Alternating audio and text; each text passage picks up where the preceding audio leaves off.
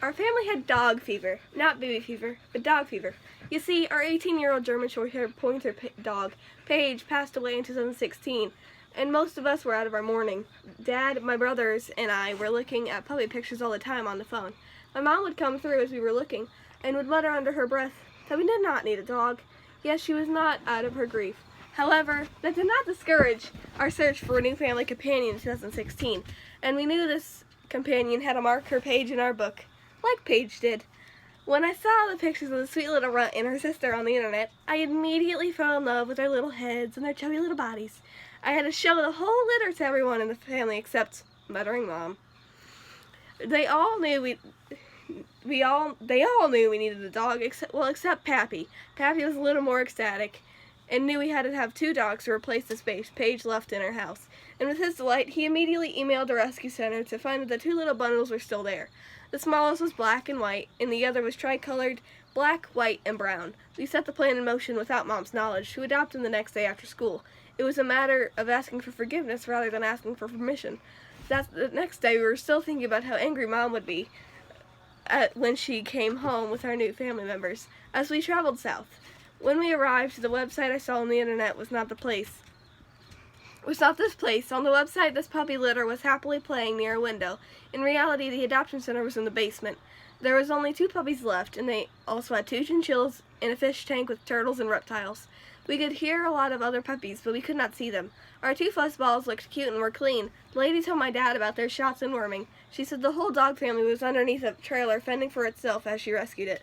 Poppy signed the papers and handed over his credit card as he saw the smiles and their tongues licking our hands with their little tails wagging as we pat their itsy bitsy bundles of joy. We did not see the mother of the puppies, but the lady said she was in the barn resting, and we looked like the tricolored puppy and the daddy looked more like the runt. The lady said the dogs were blue heelers. I agreed because a black and white fur ball that fit in my 3rd grade hands healed my heartbreak from Paige's death. I mean, I will always miss my first dog, and no one will replace her, but this little runt is now my special loaf. My mom had no clue what was in store for her when she came home, but we really didn't either. We should have done more research before adopting from this rescue center. We really didn't think it was a rescue group. Daddy didn't think so either, he said to me as we were going home. He said in hindsight that he thought it might have been a puppy mill. You see, a puppy mill is an inhumane, high-volume dog breeding facility that churns out puppies for profit, ignoring the needs of the pups and their mothers. Dogs from puppy mills are often sick and unsocialized. Puppy mills commonly sell through internet sales, flea markets, and pet stores. In fact, most puppies sold in pet stores and online are from puppy mills. Responsible breeders will be happy to meet you in person and show you where the puppy was born and raised, and where their mom lives too. Mother dogs spend their entire lives in cramped cages with little to no personal attention. When the mother and father dogs can no longer breed, they are abandoned or killed. Due to poor sanitation, overbreeding, and lack of preventative veterinary care, the puppies from puppy mills frequently suffer from a variety of health issues, creating heartbreaking challenges for families who should be enjoying the delights of adopting a new family member. Unlicensed puppy mills often lurk behind misleading websites like the one we dealt with.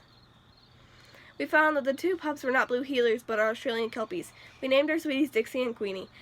They were sent home with some food and medicine that we thought was a great deal and found it was a horrendous undertaking, that we turned into a miracle with lots of hard work. They came into our house with diarrhea from lack of care and burnt bladders from overwarming. Since the puppy mill wanted the money to sell the litter quickly, our days were filled with cleaning the floors, walls, and even the sealing of urine and diarrhea for weeks. However, we are one of the lucky ones who have 2 wonderful dogs that are a unique breed and honorary disposition who match their owners to a T. But my mom was still suspicious, so she called and reported this puppy mill.